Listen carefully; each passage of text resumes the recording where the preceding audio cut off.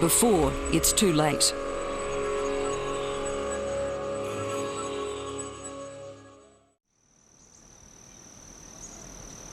This is the honey possum, one of the smallest marsupials.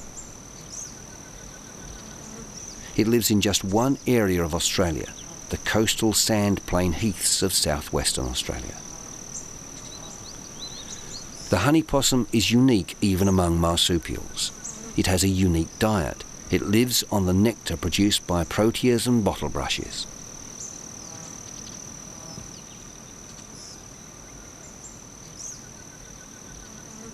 It is one of creation's very few true nectarivorous mammals. In the wild, they live almost exclusively on the sweet nectar produced by these plants.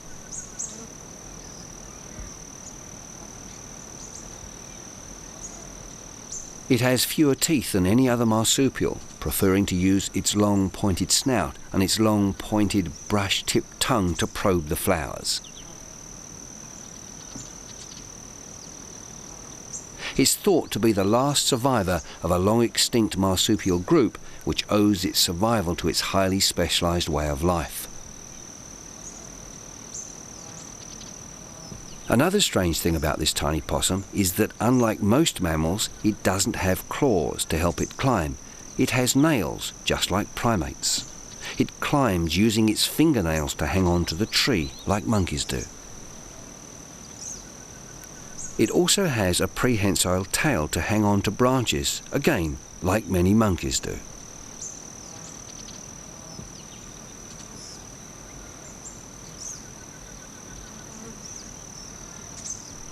The size of a mouse, these honey possums are gregarious, hanging out in small groups. This little marsupial gives birth to the smallest of all mammal young, weighing less than 5 milligrams.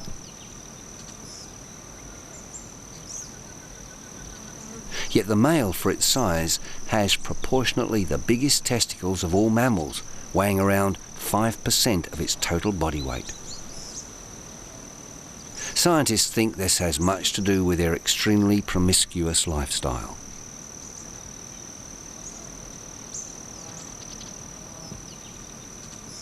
These creatures are being bred at the University of Western Australia, again under the guidance of Professor Don Bradshaw.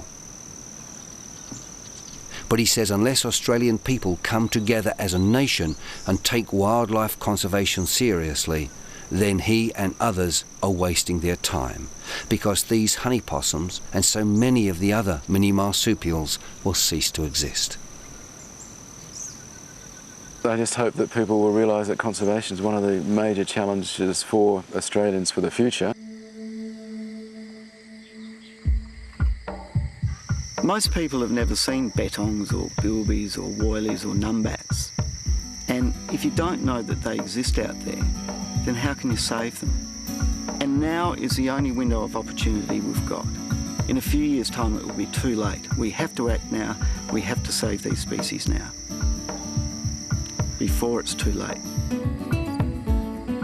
Of being part of a society that, you know, is responsible for 1/3 of the world's mammal extinctions in recent times. I still think now that if we can turn that around, we'll go from being the losers to being the winners, because we'll be leaders in terms of being able to turn a serious environmental situation around, and that's going to be critical. If Australia is to save its endangered species, to put an end to its diabolical record of the worst extinctions in the world, then Australians will have to realise and acknowledge that its farming practices of clearing woodlands and forests is no different to the slash and burn agriculture of third world countries like Brazil and Madagascar, and just as devastating. If Australia is to save its endangered species and its own farmland, then alternative farming practices must be found, planting crop trees, for example, or turning to wildlife and ecotourism.